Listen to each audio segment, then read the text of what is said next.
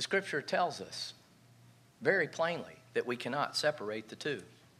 In Colossians, Paul says, "For by him all things were created, and in him all things hold together." Interestingly, in that verse, in the ellipses, between God's providential creation and his providential sustaining of his creation, he says that this is what he's created. Whether thrones or dominions or rulers or authorities, you see God has ordained and created government, and yet we want to separate him from it. Incredible.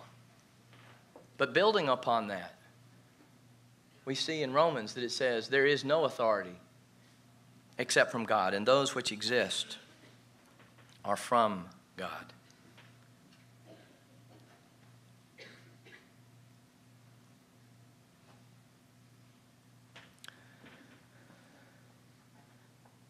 The fact of the matter is, this book that we call the Bible, that we say we believe, tells us from beginning to end that God cares about his creation.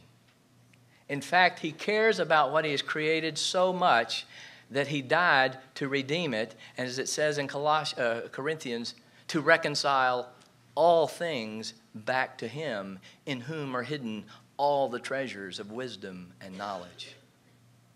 God does not abandon the work of his hands, but yet we as Christians have abandoned the work of God in creating civil government. Now that does not mean with the creation of Adam and Eve, God created civil government, but God wove into the created order the possibility of civil government, because after all, what does God do? He governs his created order, and he governs it according to laws. Government and law are good things. Does that mean they cannot be used for evil? Absolutely. In a fallen world, all good things can be used for evil.